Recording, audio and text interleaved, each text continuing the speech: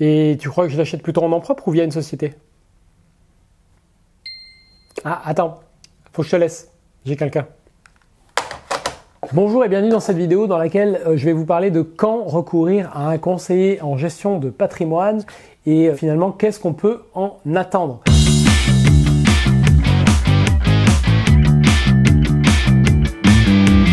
Déjà, vous devez savoir que le conseil en gestion de patrimoine, c'est vraiment une activité qui regroupe finalement tout ce que vous allez pouvoir recevoir comme conseil sur les décisions autour de votre patrimoine comme la transmission, la fiscalité, la gestion au sens large et tout ce qui peut tourner autour de toutes les optimisations que vous allez pouvoir faire. Ça couvre en fait des sujets assez vastes. La première indication qui peut faire que vous devez recourir à un conseiller en gestion de patrimoine, c'est déjà si vous vous sentez un peu dépassé par les décisions que vous avez à prendre, si vous repoussez certaines décisions parce que vous vous dites là je suis pas sûr, si vous ne maîtrisez pas tous les tenants et les aboutissants, ce qui est souvent le cas dans tout ce qu'on fait parce que ça peut devenir rapidement assez complexe. Dans ce cas-là, faites-vous conseiller, c'est important, ça c'est le premier indicateur que là vous avez besoin de vous faire aider. Le deuxième aspect qui fait que vous devez recourir à un conseiller en gestion de patrimoine, ce qu'on appelle aussi un CGP, un conseiller en gestion de patrimoine, c'est lorsque vous avez du mal à définir vos objectifs patrimoniaux. Parce que un conseiller, de manière générale, et puis même vous, pour développer votre patrimoine et prendre vos décisions, vous le faites par rapport à un objectif donné. Donc si vous avez du mal à poser cet objectif, tout le reste va être compliqué. Donc ça peut être aussi intéressant de faire appel à quelqu'un pour vous aider à poser ces objectifs plus concrètement. Typiquement, ça va être à quel âge vous souhaitez partir à la retraite et avec combien, voilà, ça va être ce genre de question qui va vous aider à formaliser. Donc ça pourra vous aider à mettre au point votre stratégie et tout ce qui va découler derrière. Bien évidemment, dans tous les cas, ce que la personne peut être amenée à vous proposer ne sera que des propositions. Dans tous les cas, vous restez décisionnaire et responsable de tout ce qui peut être mis en œuvre concernant votre patrimoine. Donc ça, c'est important de le garder évidemment en tête. Il est aussi intéressant quand on choisit un conseiller en gestion de patrimoine de s'intéresser plutôt aux conseillers qui sont indépendants, c'est-à-dire à des personnes qui ne commercialisent pas de produits, mais à des personnes que vous allez rémunérer pour leurs conseils.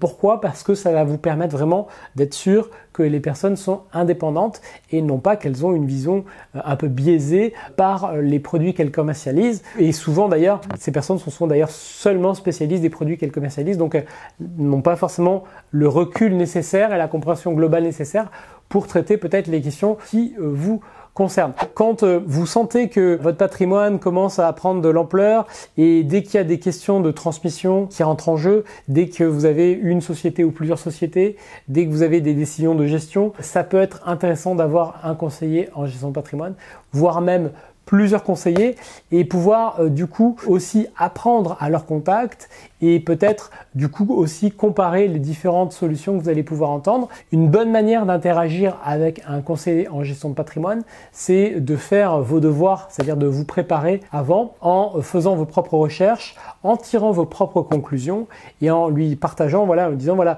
mon objectif c'est ça, si vous l'avez défini, et lui dire voilà, moi j'ai identifié ça, j'ai pensé à ça, qu'est-ce que vous en pensez? Et un bon conseiller en gestion de patrimoine va être en mesure d'identifier déjà la meilleure solution qui sera forcément un compromis, c'est toujours un compromis, mais surtout de la chiffrer, c'est-à-dire de chiffrer précisément si vous mettez en place la solution qu'il vous recommande, il va vous dire voilà, cette solution va vous faire économiser tant ou vous coûter tant par rapport aux solutions A, B ou C. Ça c'est aussi un élément très important, il ne doit pas juste vous donner un avis général, mais prendre les chiffres de votre situation pour vous donner un avis plus précis. Évidemment, cela, ça se paye et ça se paye peut-être même assez cher, mais c'est le prix de la compétence, c'est le prix du conseil et généralement, de toute façon, dès que vous avez des questions de cet ordre-là, le fait de payer quelqu'un va en fait, en réalité, vous faire gagner beaucoup d'argent puisqu'il va vous apporter des solutions auxquelles vous n'avez pas pensé la plupart du temps et des solutions qui vont générer par elles-mêmes des économies diverses et variées, de l'optimisation. Donc c'est très important de savoir le faire. Voilà ce que je voulais vous dire sur quand choisir un conseiller en gestion de patrimoine. C'est une décision qui est importante.